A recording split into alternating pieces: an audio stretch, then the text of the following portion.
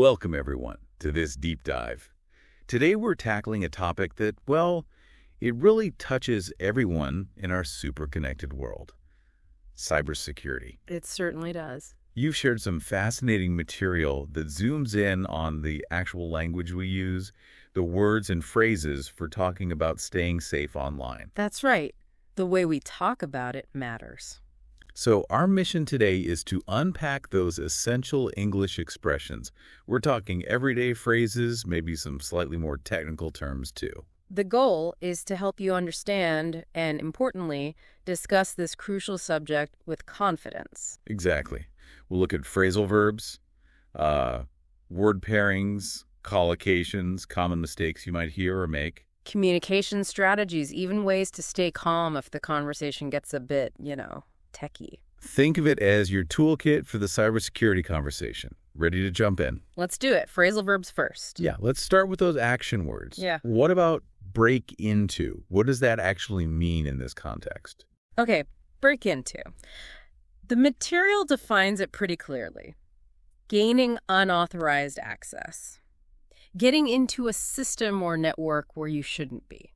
Like the example. Hackers attempted to break into the company's database. Precisely. It's not just access, though. There's an implication of force or bypassing security, a violation. Right. It sounds inherently negative, which it is. It really paints a picture of, well, digital intrusion. And successful break-ins can be devastating. Crippling infrastructure, stealing data. It highlights the sophistication we're up against. Definitely. Okay, another common one. Shut down. Shut down basically means turning off or closing a system. Often it's a specific security measure. Like the example given. The IT team had to shut down the server after detecting malware. Exactly. It's a reactive step, usually. You shut it down to contain a threat, stop something bad from spreading, or maybe shut down a compromised website. So it's a deliberate action, not just the system crashing on its own. That's a key distinction, yes. It's a choice made for security reasons. Got it. Now, let's talk about backup, something we're all told to do. Ah, yes. Backup simply means making a copy of your data so you don't lose it if something goes wrong. The source says always back up your files to avoid losing important information. Seems straightforward. It is, but it's about doing it. It's a proactive defense. The example about the company backing up daily, that highlights the need for regularity. Daily seems frequent. Is that standard? It depends on the data's importance and how often it changes, but regular backups are crucial. And simply backing up might not be enough. Have you heard of the 3-2-1 rule? The 3-2-1 rule. Tell me more. It's a common recommendation, basically. Keep 3 copies of your data. 3 copies. On 2 different types of media. Like a hard drive in the cloud. Exactly. And crucially, with 1 copy stored off-site, away from your primary location. Ah, so if there's a fire or something local, you still have that offsite copy. Precisely. It builds real resilience against data loss. That's a really practical tip, the 3-2-1 rule. Okay, last phrasal verb on our list, log in. Log in. We all do this constantly, right? It's just accessing a system or service using your credentials. Username and password, usually. Yep. You need to log in. Yeah. Or she couldn't log in because she forgot her password. It's that first gate you pass through. Seems simple, but I guess problems here can be serious. Absolutely. Weak passwords, reused passwords, no multi-factor authentication. The login process itself is often a key vulnerability. Makes sense. Okay, so you've got some action words down. Let's shift gears to collocations, those words that often hang out together in cybersecurity talk. First, cybersecurity threat. Right. Cybersecurity threat. This is a really broad term. It basically means anything that could potentially harm your digital stuff, systems, data, networks. The source gives phishing emails as an example. We've all seen those, I bet. Oh, definitely. Those sneaky emails trying to trick you into clicking a bad link or giving up info. That's a classic cybersecurity threat. The other example was companies must stay vigilant against emerging cybersecurity threats. Yeah, and that highlights how things are always changing. New threats pop up constantly. Vigilance is key. It really is. Yeah. Okay, next collocation. Data breach. Sounds pretty bad. It is bad. A data breach happens when sensitive, private information gets accessed or disclosed without permission. Like the example, the data breach exposed thousands of customer records.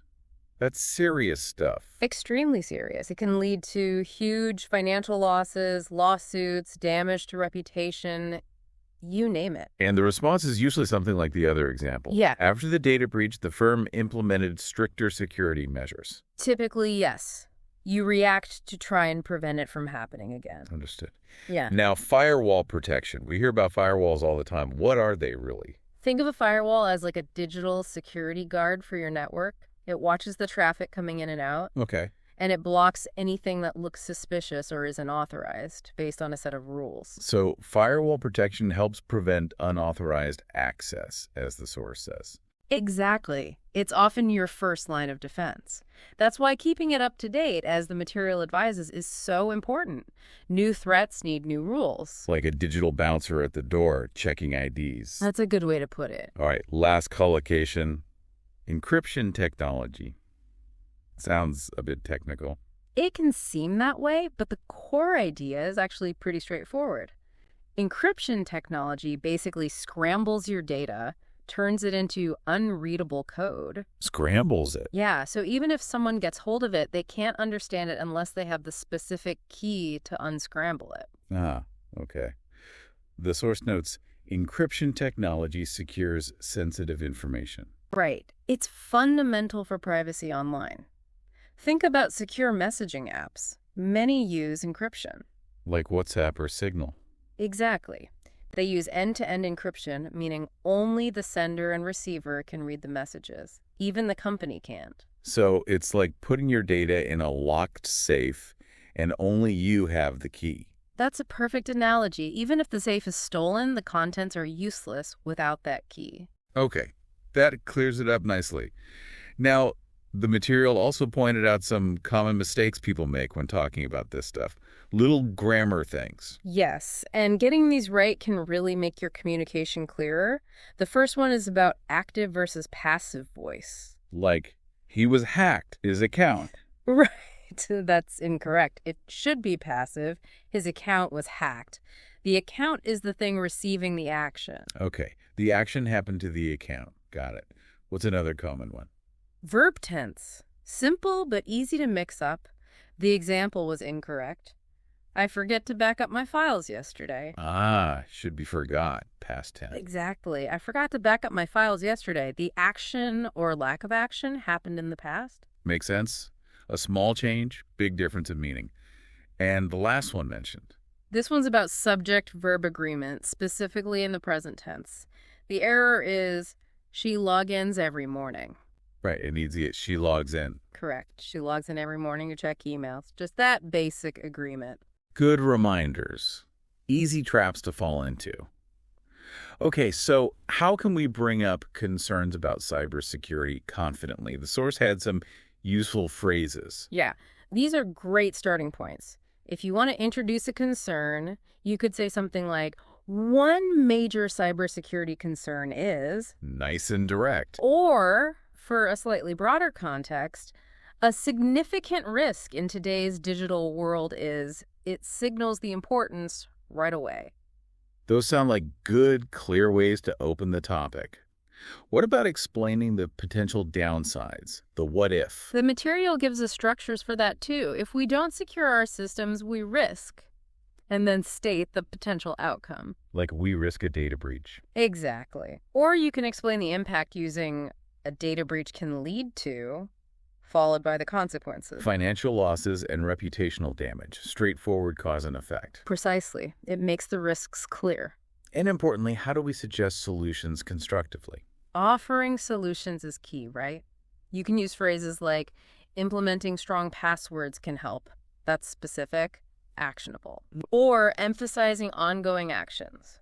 Regular software updates are essential to highlighting the necessity. These feel like really practical tools for having productive conversations. They are. Clear language helps everyone get on the same page.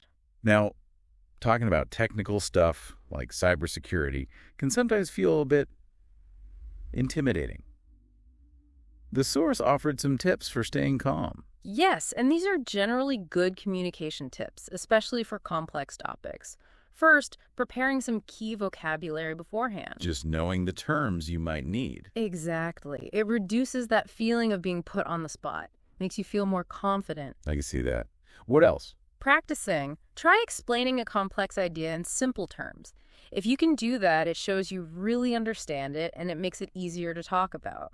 Explain it simply to understand it deeply. Makes sense. Another good one is using analogies. We did that just now with the firewall as a bouncer or encryption as a locked safe. Right.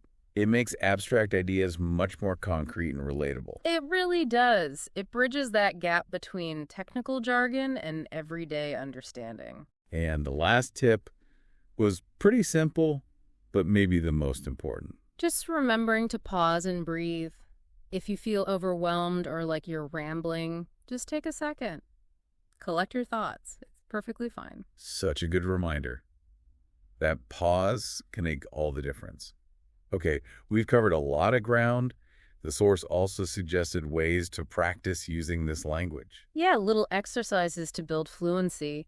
One idea was using break into and data breach together in a sentence. How would that work? You could say something like, fears grew that hackers would break into the payment system, potentially causing a massive data breach, shows the cause and potential effect. Ah, okay. It links the action to the potential consequence. What's another practice idea? Combining backup with encryption technology. How do those work together? Well, you could say it's vital to not only back up sensitive files, but also to protect those backups using strong encryption technology. So layering the protection. Backing up isn't enough if the backup itself isn't secure. Precisely. It shows how different security measures complement each other. Got it. And the last exercise. It involved creating a short explanation using firewall protection, login, and cybersecurity threat. Okay, weaving them together. For instance, to minimize the cybersecurity threat from unauthorized access, we rely on robust firewall protection and ensure every user must securely log in, preferably with two-factor authentication. Nice. That shows how these elements interact in a real-world security setup. Exactly. The point is to see how these terms don't exist in isolation, they connect. So, as you can probably tell by now, getting a handle on the language of cybersecurity doesn't have to be super intimidating. Not at all. It's about familiarity. Yeah, by familiarizing yourself with these phrasal verbs, these common pairings, and maybe some simple communication strategies, you really are better equipped. Much better equipped to understand and participate in these important conversations. Yeah, definitely. So to help you take this one step further, here's a little challenge for you, our listeners. Yep.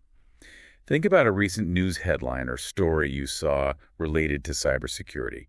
Maybe a breach or a new type of scam. There are always plenty of those, unfortunately. Right.